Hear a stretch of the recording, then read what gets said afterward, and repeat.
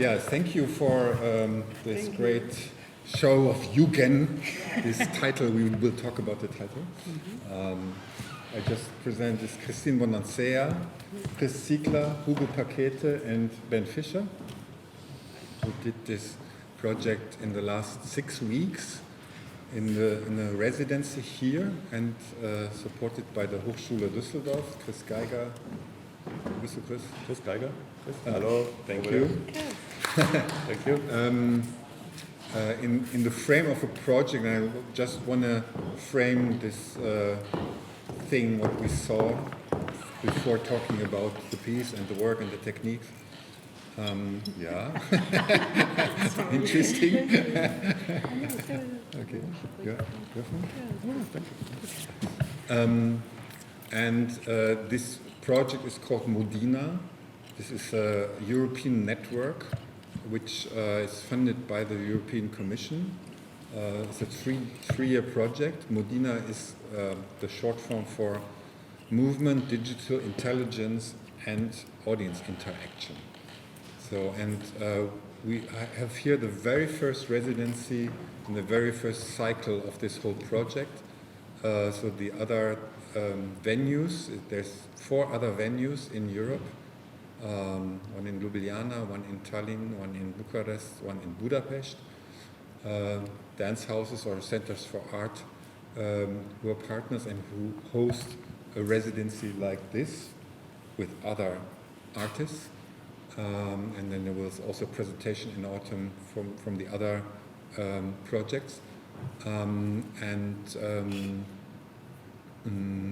The idea was to look for research concepts, but also dealing with audience interaction and having a public presentation, so performative or installative. So it was quite open in a sense, but it's about dance and technology.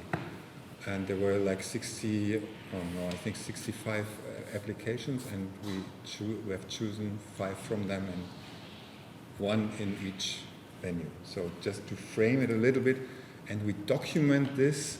So we have 2 colleagues here who document the showing and also this talk, because it's in a bigger frame, in a bigger European frame, looking into dance and technology. So at the very end, there will be a conference here in Düsseldorf in early 26, kind of resuming what has happened then in these 3 years. Yeah, so just to frame a little bit why this is happening here. And I have put this in this Ton d'Image Festival because that is the frame in Tanzhaus for this topic actually, and because it's fitting very well the festival in its approach and in its research questions. So, okay. I think we will also talk about technologies. I think we cannot deny this, because I had the pleasure in these 6 weeks to understand a little bit of what they are working with, and this is quite amazing. But before, I would like to get a little bit into what we saw, or also where it started. And this is a bit the title, maybe this YUGEN, which is coming from Japanese and is meaning mystery or depth. Mm-hmm. And before asking these guys why this title and where this motivation came from, I wanted to ask you if you have an idea of does this mystery depth with what you saw.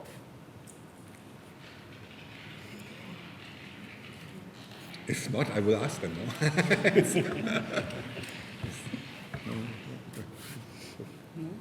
Sorry, what was the second word? Mystery? Depth.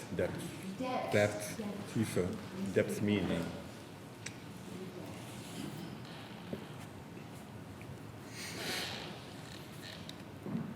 No. I found on Wikipedia also it's between. It can also mean between life and death. So maybe that's something. It's both possible.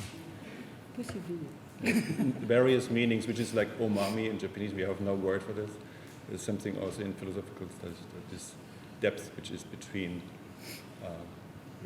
entities, object, subject. That was our interpretation. Or maybe then, asking I you, can- because yeah. I know that you came up with this title. Can you say So something? the first time I actually experienced the motion capture suit, it showed me the gravity, the relationship to gravity and the posture, and I found that very personal. So it was an idea, and I was like, oh, okay, it's a layer, it's a way to look at true technology, something more deeper than I thought, because technology can be used for a lot of purpose and also a lot of artifact. And with this technology, I was, wow, it's actually more, it's YUGEN, something beyond, something more inside, something more sensitive, or possibly, And then it was the beginning of this idea, and I found this terminology that I was interested into looking at. And it's an exploration also. So how we create a layer, mise en abîme, looking at the depth through an identity or physical body. What is this physical body? And then we work with the mirror, with the image and the depth or into it. And what is the relationship of this projection image and what it is for me? And so this is what we name YUGEN. This is something beyond that maybe we don't explain, but all the layers you have in yourself. All the things you can finally learn through a mirror, and it was the motion capture was maybe the first time this mirror to me, or this simple mirror, but with gravity. And I found that more a bigger experience than just an idea or culture. For me, as a mirror is a good keyword to start with. But actually, with this avatar technology, you can do more. It's like a physical mirror, and that was something we connected in interest to say, okay, how can we?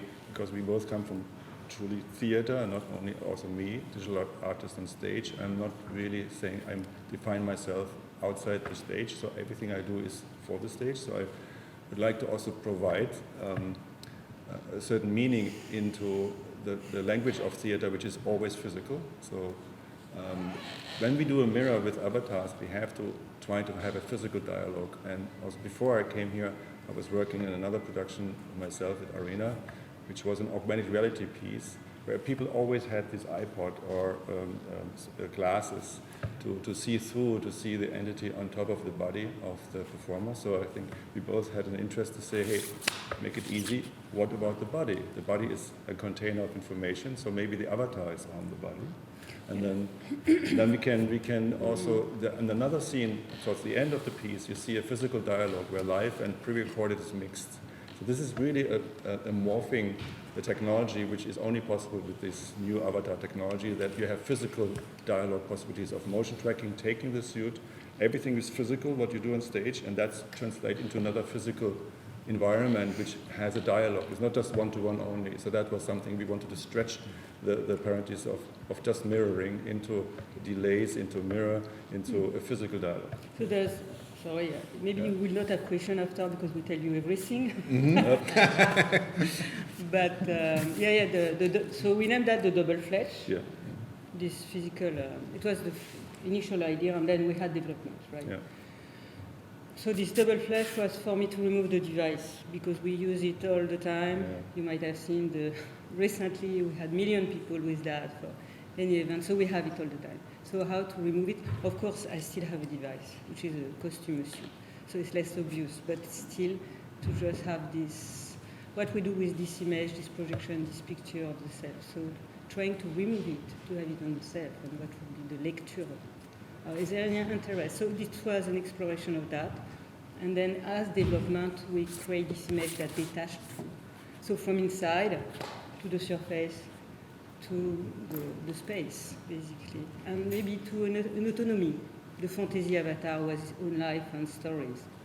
But And with digital media, you can also play with time. So recording, play, the pre-recording sequences and interacting in live with it is not just showing an animation or something. You can also, as I said, really trying to interact with the repertoire you see in front of it as a partner, And it was something we really struggling and also featuring the system. It was not easy to partner with a 3D pre-recorded movement material. And that's something you might have seen, also technical glitches still there. But we're working on it to really make this dialogue physical, which is not just a 2D or recording image or something. It's really a physical dialogue. That's what interests us. But, because you mentioned glitch, I mean, most of the people working with these technologies are also interested in glitches. That's what I learned. Here, I find it very obvious that you use the glitch at the end of the piece, to tell the story, you know, and to destroy the body. That was his idea. Okay. No, it's not my idea. As a composer, glitches. No, but this is not my idea. No. That's gonna try to clarify. No, but in that moment, it's really used for Yeah. a dramaturgical use, you know. Or are you also talking about other glitches which we don't see, maybe? No, I think that exists two levels that we can talk about this idea of glitch in this project. One, it's the idea, the ghosting machine, that it's something that can happen when we are working with interactive technologies, that sometimes we don't have absolute control of some circumstances that they can happen, that they are not so much present for the public when they are perceiving the work, but exist a set of variables that are on stage and they are activating. And this idea of ghosting the machine, that it's not ghosting in the shell, it's ghosting the machine, it's a concept that comes from Vernine. It's an author. If you research in C theory, you will find it. He talks about these levels of what it's not being controlled in the machine that can be expressed.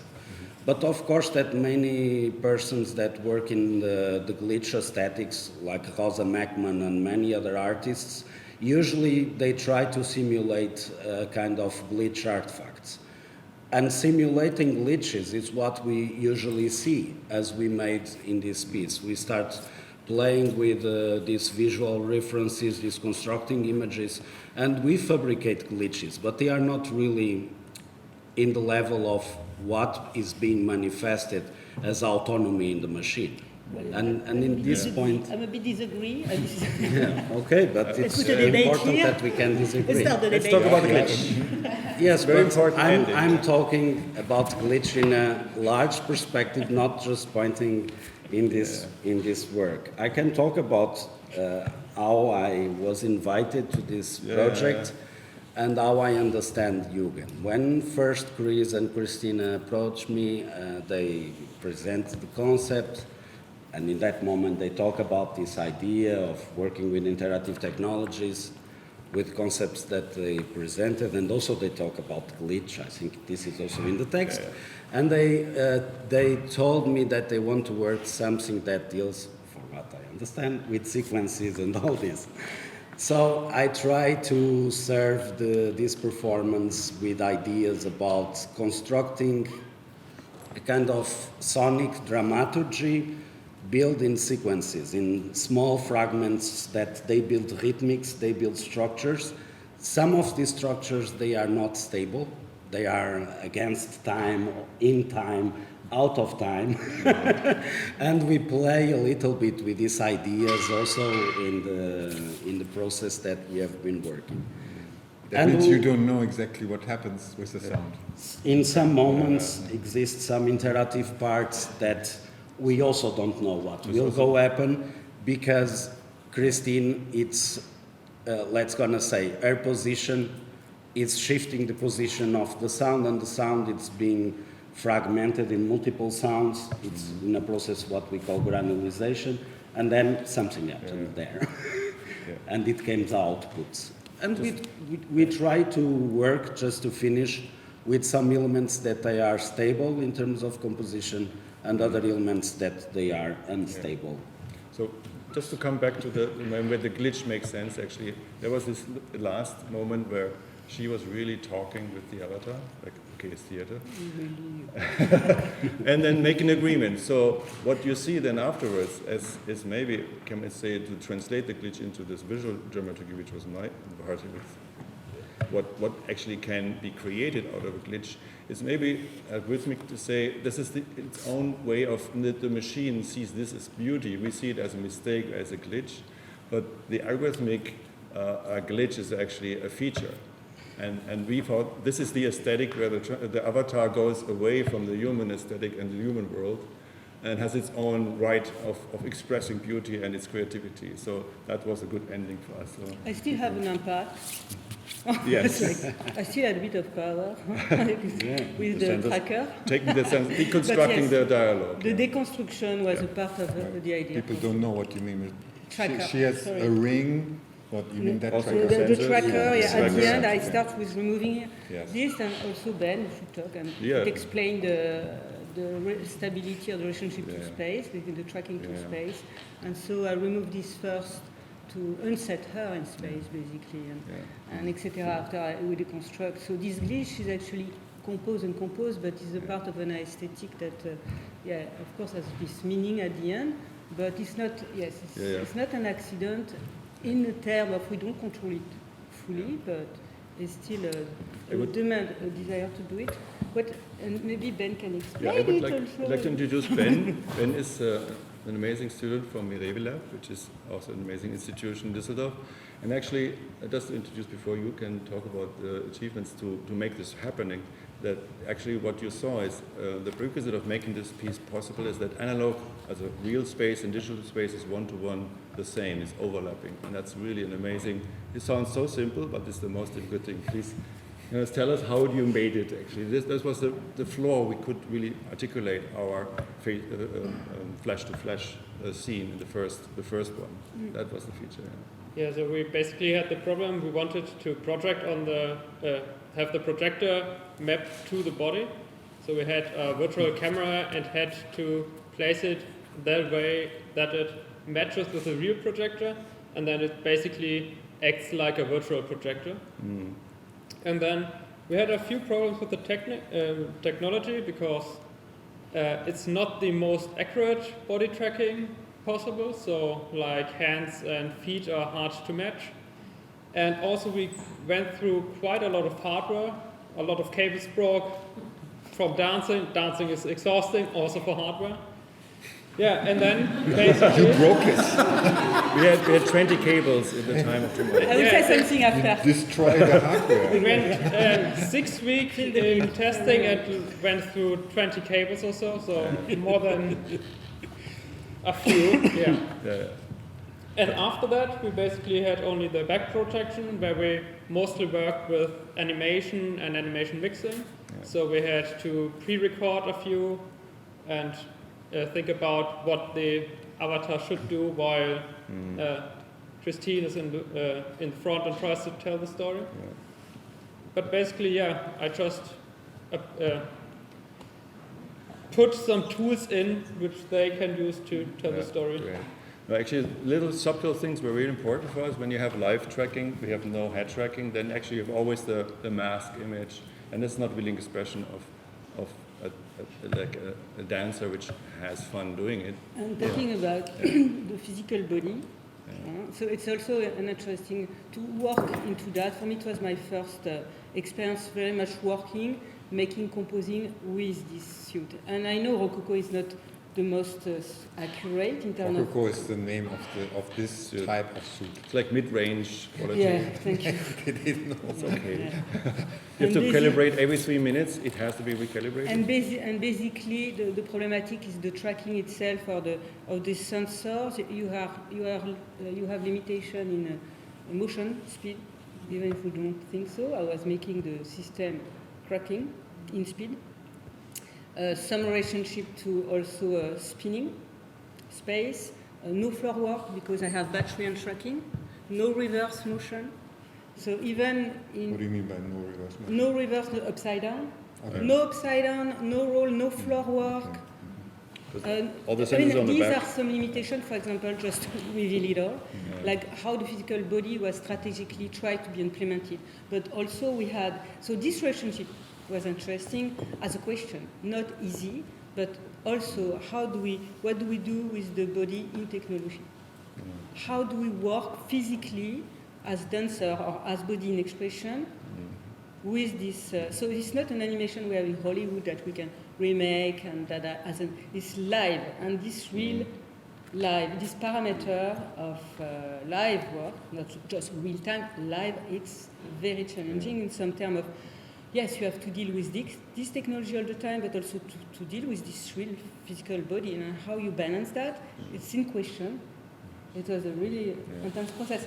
One of the first things, for example, was wanted to remove the device as much as possible, so put the cable visible with this suit. The other suit, you saw another avatar, it's other suit. We can project on the flash.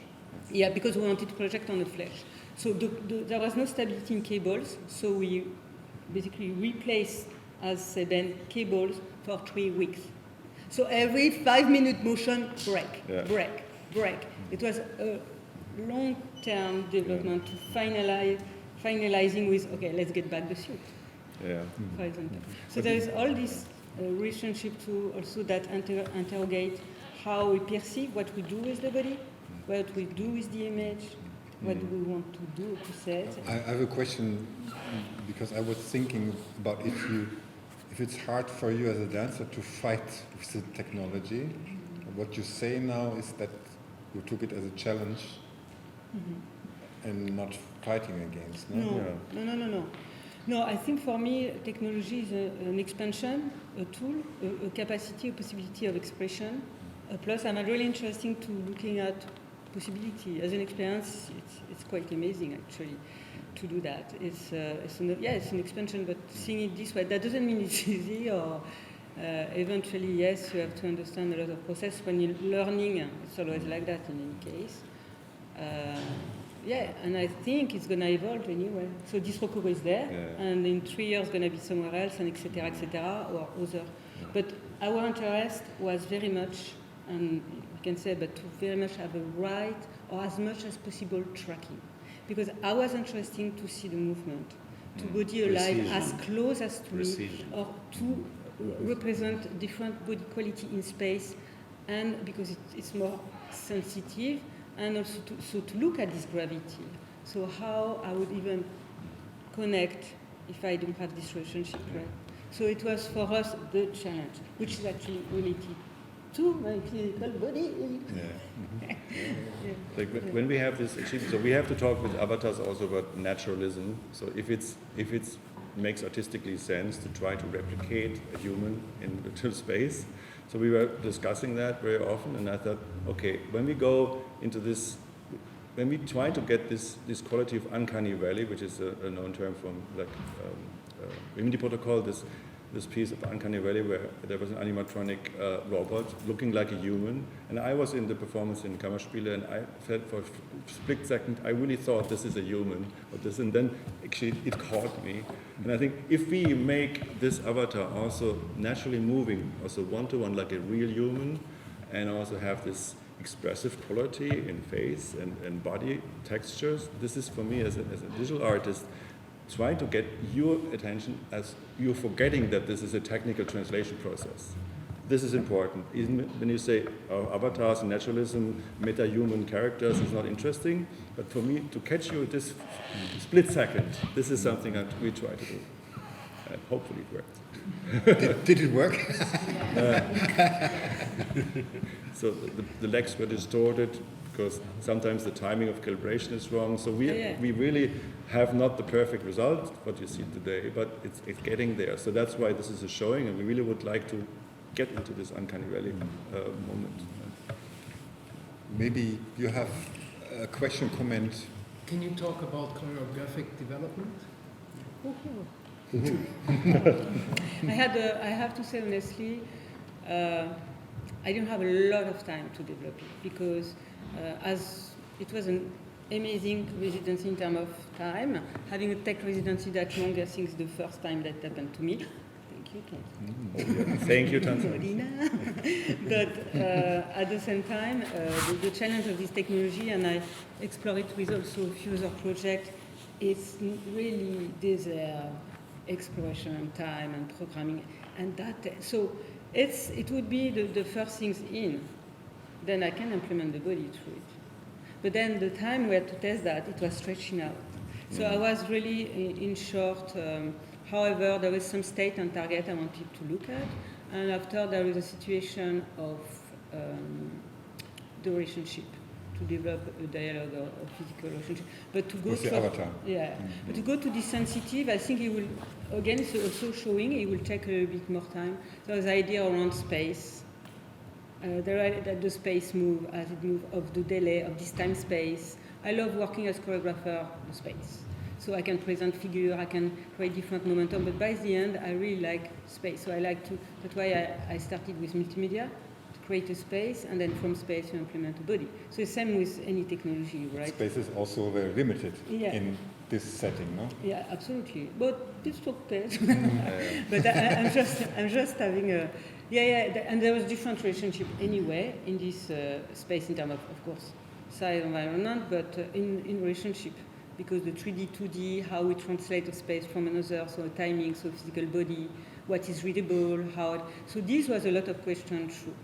So the choreography, some parts were a bit set in terms of calibration, where, what, timing-wise, but there was a lot of part based on state or relationship, meaning like state in terms of which quality I'm going to reach, what I'm going to transfer and say, more than and here on count on time and you know it's another approach, I guess, but the faster. Yeah, but there's one extra moment which we try to put in is actually the other duet, the other avatar, which is not just a one-to-one mirror. It's really fascinating to see in the front, in flash to flash, to see this avatar also kind of as a second being of her. But in the end of the piece, we really wanted this dialogue of two repertoires, the live one and the pre-recorded one.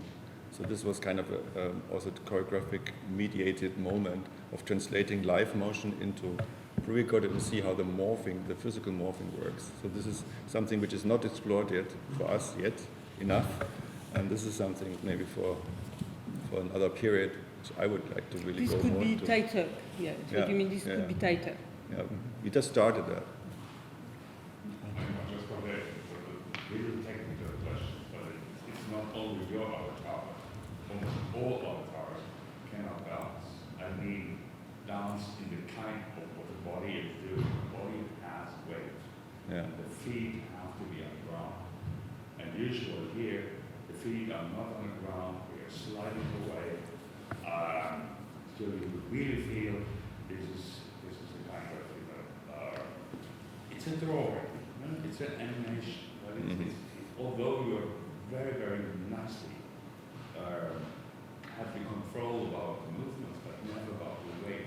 So why is that? Why is that? Yeah, it's basically a limitation of the tracking. You can animate it in the post-production that it looks really, really good, like in all the modern AAA movies. There, the animations you can't hardly tell apart. But on live production, you have limitations on what you can record.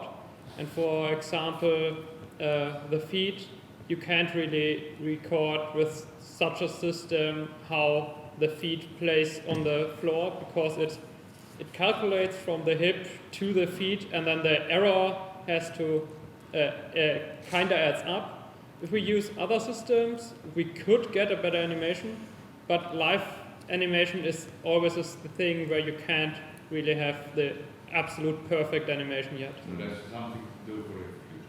Yeah, it's Yeah. just a technical limitation Just until now. there's- Or accept. No, this actually is a magnetic, like gyroscope sensor controlled motion, which makes relative translations. So it piles up errors. We can't avoid that. Gyroscope is this what you have in mobile phones. So the same. It's actually a lot of mobile phones on your Guardi, and they track position in space. And then the absolute position is calculated out of relative translation in space, and that's the error which translates into. After 3 minutes, we have to recalibrate. But there are other systems, optical systems, which are absolute. But then you have to have 2 days of calibration, and we also have a limit of our setup. So we have a compromise. And in any way, I have to say for my defense, or for the avatar defense, I found actually that the translation was not that bad. With what I've seen, even in animation, I don't talk about this movie, Hollywood style, but some even museum animation or the translation, for example, in details of movement, but some arm weight or some things, or some shaking, or some, you can see it. You can still see it. I know the relationship of the slide also. I like sliding, so it didn't help, I guess. Yeah. But yeah, for me there was still something I haven't seen so much. Yeah. Maybe it's just a first step. But Technology. this sensitivity, you can grab it, you can get it. And what the huge difference is also live and also pre-recording motion. So what we tried, and also maybe you have noticed, but at the end, the legs, which was actually my favorite scene, to the end with the physical dialogue, I made the calibration too late, sorry about that. And yes, there was a mistake from my side, and you saw the distortion of legs, but I found it really interesting how she was like rotating her legs actually at the end. But this is something which happens always through accidents. Something new, let's see what can work with it. So this is also working against the technology. As artists, we have to do that. So that's why also the attempt with the costume, which failed actually, we have to admit it to Stefan, that we wasted a little money with buying all these costume cloths, and then it didn't work at the end. So we just come to an end, and it doesn't go further. We go backwards and go in another direction. So this is the great thing which we had at Tanzhaus. I really have to thank for the time. We almost 2 months of really doing the research and trying to find our limits and other new ways. Yeah, but you have a question? No, I really liked the way the avatar was a bit behind. Because one of the foot really glitched a lot. And kind of moved behind. No, I liked it. Yeah, you like that? She was in control. Yeah. And the avatar was trying its best. Yeah. This kind of power play of, but I'm still the boss and taking it out. A really good twist of it connected and disconnected, but only held up because the humans there. Yeah, humans, yeah, actually. Human is autonomous. It's amazing. So you really personify, you're talking about the avatar like a real person. No, this is what is. This is where we name, for me, the YUGEN things idea. It's finally through this image we identify, we personify. We're going to maybe we transgress something, or I don't know. It's great. Yeah. Yes. Yes. Okay, so I think that if the technology were better, the final result would be different, and it wouldn't have this meaning that it has now. Because I find it a really great and finished statement that it's trending topic now about technology replacing humans, yeah. And we see here that still in technology we love the human part and the human, the expression of the face. Like everyone laughed and reacted to that when the avatar started giving some expressions, started looking at the dancer. This was great, and still it's something human. And the glitch part, it showed it played its role because it's showing that technology is different from humans, and it's not that perfect. It's also not perfect, but it's already an answer to this trending topic, about technology and humans. And small thing that I was thinking a lot, as a dancer drank water, and this really it played a very nice.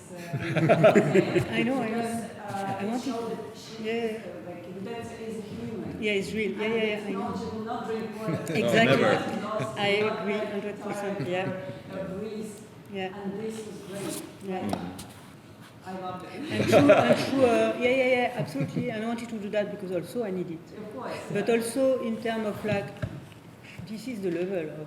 I always love also to look at where is this merge in between this virtual that we expand and this real, and the reality. Of course, the virtual is a part of the real, but it's how we manifest it and what we do with.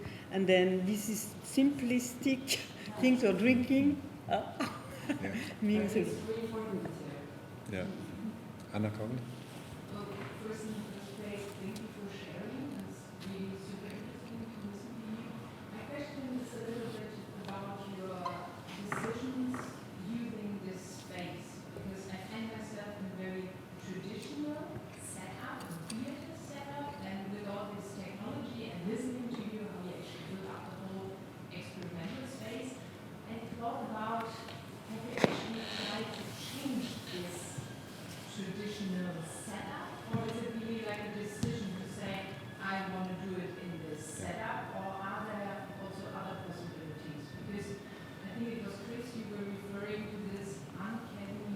Valley. moment. Yeah. And I had that impression that if I would have met the avatar somewhere else within the setup, maybe outside or there backstage, not that huge, probably the moment would have caught me even much more in that situation. Okay, is she real, is she not real, or are they real? So, like, I would be really interested to hear something about your space decision-making process. Maybe we can start? Yeah. So, as I said before, my last performance with the Arena, it was actually a performance which was multi-dimensional, also people walking around and seeing the sculpture on the body, augmented reality. It was an augmented reality costume which was moving with the motion tracking, similar to this, but actually this is a step further. And I thought we really made a decision one time and say, yes, we want to use classical theater methodology, the gaze of people. We can also use a screen. I didn't use a screen since 20 years in my work, even when I called myself video designer, and working with electronic lights. So I'm trying to actually, when I work with digital content, to make it physical. So I always say there's one great sentence of Robert Wilson's, like, the perfect theater is a cross between radio play and silent movie. So as a visual designer, you always take something. Can you repeat this, please? Okay, again. Slow. What is it? Perfect theater is a cross between silent movie and radio play. So one thing is missing. Radio play has no images. Silent movie has no sound. And so Robert Wilson, with his book Theater of Images, delivered images with triggering images. And if you understand how this works, then we come back to the Uncanny Valley. This is, for me, theater setup black box is a wonderful tool to try to achieve this moment of stupid, say, magic. Okay, there's something which draws us back to theater, and I did all these site-specific augmented reality audio walks, and I was really dreaming of making this fantastic moment with Christine, and I think with her power and her energy and with the technology, we really made something hopefully magic, which can be developed further, which is not just the technology here in the foreground. Oh, avatar, fancy, we have to see the piece. No, theater should be in the foreground, and the avatar is part of it, of this dialogue, and nothing. That's why we said we prioritize the theater means, and the digital media is not that in the foreground as a feature of this piece, I hope. So And you're thinking as well of cinema, right? yeah, actually this is my other world, which I would not do in theater, because the triggering image is not projecting images. So this avatar should trigger the idea of a human moving body, but it is not perfect. It has no gravity. So we're working on it, trying to get this. Yeah, that's our limit. But actually this. Need to look like Spider-Man. Yeah, okay. But that's all pre-recorded, not live.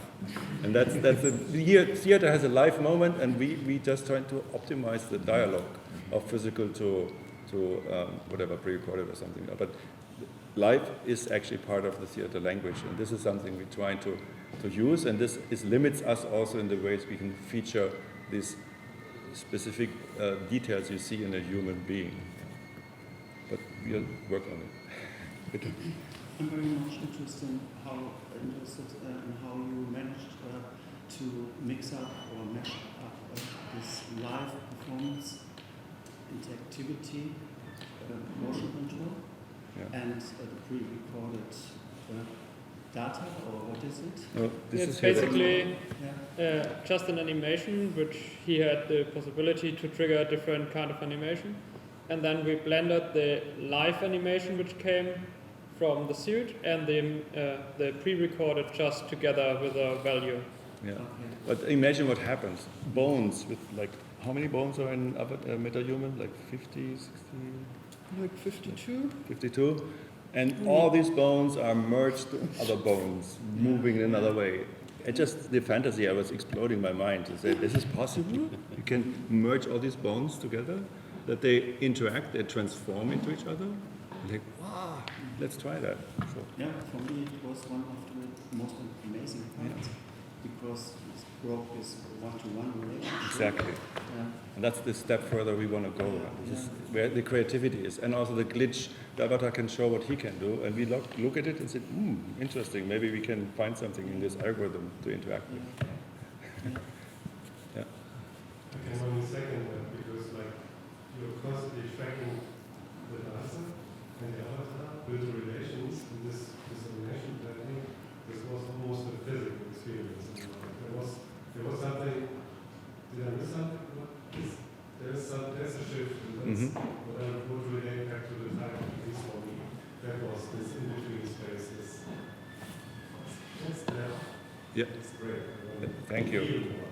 We didn't do it perfect this time. Actually, the avatar was completely distorted. It was my fault. The calibration came too late. She was already moving.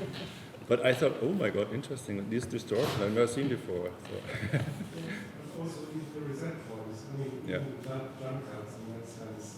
They give you a sense to reset yourself as an audience as well. Oh, yeah. Really interesting, because this is punctuation for me also physically.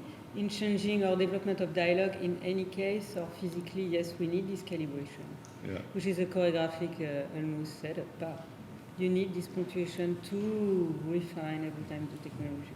So these still moments are part of. Then you go. But it can be integrated because you identify it that maybe yes, maybe you receive it this way because it's integrated. I don't know.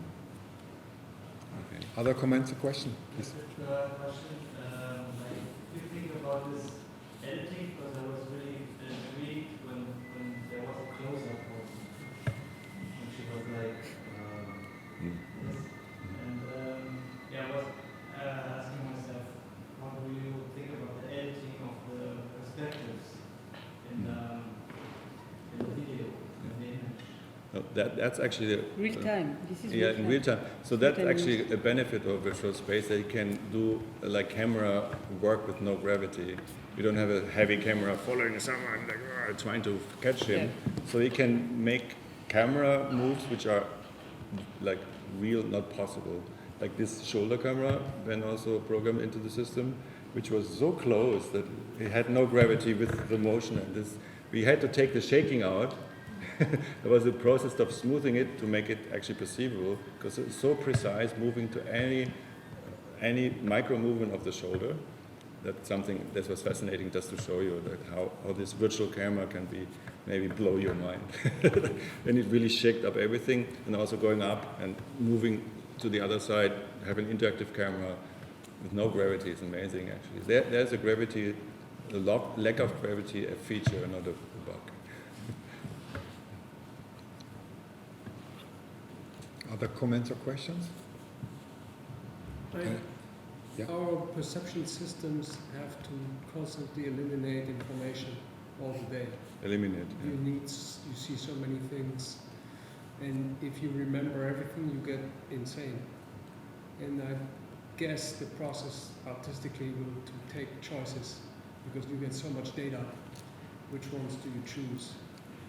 Like you said, if you're going to show all the details, the human perception is not capable of taking all that without saying that's too much.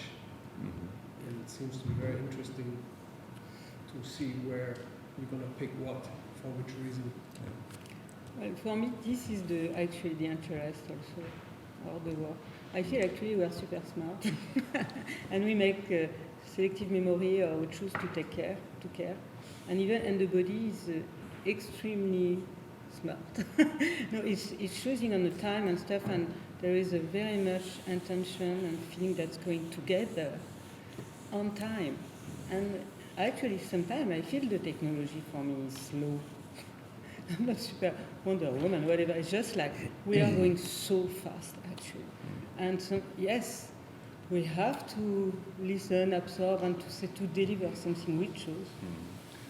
Also, maybe you've seen that we only use the body. We have just a black box also there. So we wanted to really extend that space with this line, red line, into another dimension, which is actually also sharing the same perspective system. So the reduction is actually very important for me to the body, also to make it almost gender neutral, and that you just see the movement, just the flesh moving, and then you think about movement, hopefully. And the reduction was part of the process of redefining it, and I think the idea of naturalism was there also something, was not so much in the foreground anymore. It was more about movement then, so just to express how you perceive movement. and then through this idea of translation and mirroring and physical dialogue. So that was everything we wanted, and we didn't design landscapes and clouds and atmosphere, which you can do with this tool. It's Unreal, is a game engine. So this is made for amazing landscapes and atmospheric sites. But we're not interested in that because this is the body, nothing else. I think that the observation that you made, it's interesting because we always need to threshold some information levels, also in terms of the information that we can receive from a suit or the sound that is generated. It passes always for a process of selective choices. And these selective choices, they establish aesthetic decisions and outputs. And in that point, we can have a lot of technology, a lot of information that it's coming, that in my case I need to sonificate, translate the movement of your hand and arm and the acceleration to a set of rules, but this set of rules, they are formulated in aesthetic decisions that I made, based in aesthetic decisions that you make, and in this type of relationship that sometimes it's more mediated or less mediated in terms of choreographic decisions, then I need to translate this in a kind of sonic sensibility. And for that I need to threshold. And at that point it's interesting because with all these technologies we can build, as what Chris is saying, imaginary worlds, fantasy, whatever we wish, but in a certain way, each of us, we need to threshold our perception in certain aspects that they build meaning for us, or they are much more relevant in one point or in another of the project. It's almost an algorithmic Dichtung, Dichtung German, like compression. And we really have to say where the calibration, where's the parameters, where's the range we can express her motion, her interpretation into music, into images, where the dialogue starts. This is really, everything's about redefinement. And that took forever in this process. Dancing as a dancer is a process of an internal thing that you look at visually, but it's not a surface only. There's something transmitted. It's an interaction between two humans, ideally in one space, what you call the theater situation, and so the projection doesn't give that. There's no imagination that the projection gives of what am I going to express. So you talk about layers, and that's a surface. This was the what's inside of that. Yeah. This was actually one of the, I guess, interests also, but the challenge. Yeah. It's like how to be finally, because in embodying another figure that would be me, or in layers of me, or the self, or I'm also here. I'm really, I try to address here, from the installation, when people come close, I'm still here, live, and after keeping going. And every decision of a finger and stuff, it's me saying it through technology, with technology, but through the body. And I have to be here physically with you, not because I want to, but also this is my thing. So I really like to be here, and this, I want to be in 360 because I am in 360. And I have another layer. And that was an interesting moment because if there is this space-time, we deal as a dancer always like scanning and getting everything in improvisation. We're always like going even more in. This was another thing again to absorb or to understand, and of course with all the limitations we talked through and the choices aesthetically. So there was this dialogue or conversation with technology. It went all the way for a long time, and at some point I was like, I need to be the performer. I need also to embody the space, because otherwise this is, for me, has no level, no materiality, no sensitivity. So it's important that this takes space. It looks like a creature, but actually to be able to make also everything sensitive alive. So, I mean, everybody has it. We were all having our like specialty Yeah. and having always, because it's what we know also. But I would like to, maybe I misunderstood something, but I think I totally don't, one point you said I don't agree to. You said there's a natural dialogue between humans, but here we have kind of an alien dialogue, which is not defined yet. But if you have, for example, in dance improvisation with two humans, you need to redefine the range of expression means of improvisation, otherwise you just move around with no control. So you have to have redefinement even between human to human dialogues, and here we have another redefinement, but we try to explore the rules, how you can really interact with the system. So it's, for me personally, from my point of view, it's an improvisation with technology, which we are doing here. And I try to discover the framework where it feels natural, how to interact with, and also the preciseness of the suit makes a role how a dance body can express itself. It misses gravity, that's true, because maybe in some years AI-controlled motion tracking can implement that, I don't know.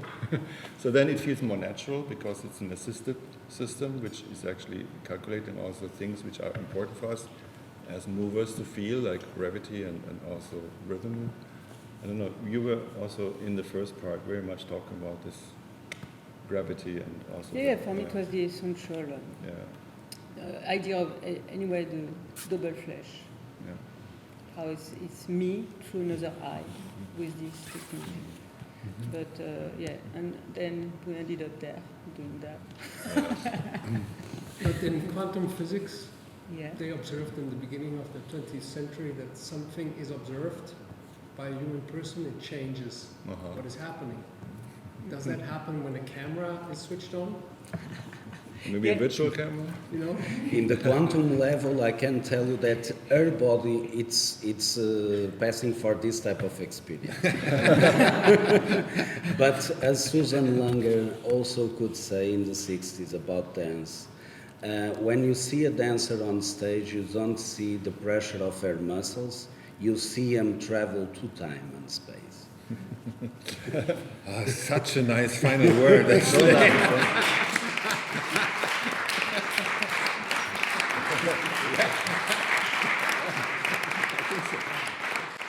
I wanted to ask still it's really a good final word, but it might seem strange, but I wanted to ask you really to mention once very briefly the tools or softwares you have used, because I think, some of you might know, but is it possible? Yeah, Really sure. Just mention the names and what it does. Actually, two main softwares, do you want to do it? It's a Rococo, the motion tracking environment. Then this Rococo system is actually, as I said, a magnetic system which is failing and drifting. So there's an HTC Vive controlling system here in the space, which has this back tracker on her back, which you have seen, the green point at the back. And the floor tracker also. And there's a floor tracker to know where the floor is. And then this all Rococo HTC Vive combination is called the Virtual Studio, which goes into Unreal, the game engine. And that's all the animation and the real-time motion tracking together. We have also, the tracker is actually pushing her to the right position in space because the suit itself is failing. And so this is the best compromise we can do so far with a simple setup. 4 lighthouses, some trackers on the floor, motion tracking, Rococo, which is between 3,000 to 5,000 euros, so it's expensive, but it's not these details. No. But this is like the next one is 20,000. So I just wanted to say once also Hugo, which softwares, tools you use, just mention it once. I use different softwares, but to operate, to compose, usually I use Ableton Live and Bitwig. I use in this project a ring that have an accelerometer that I can program.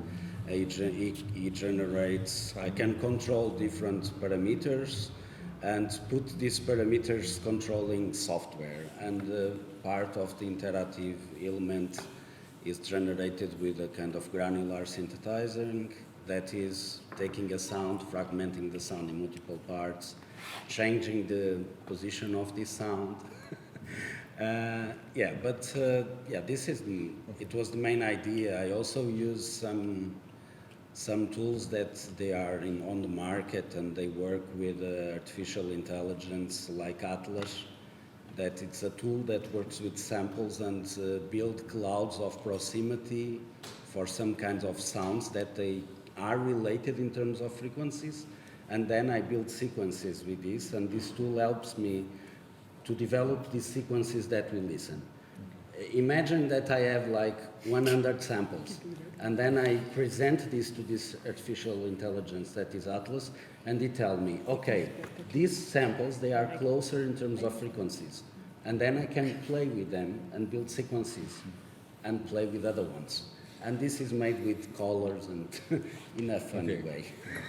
And Ben, to be easy. Ben, what did you use? Yeah, that's basically what Chris already mentioned. Okay. He was the mastermind between the Unreal Engine. I was just starting with this since 6 months, so I was learning a lot from Ben. Amazing. So thank you. Thank you. So I think we're done. Thank you for coming. Thank you. Thank you.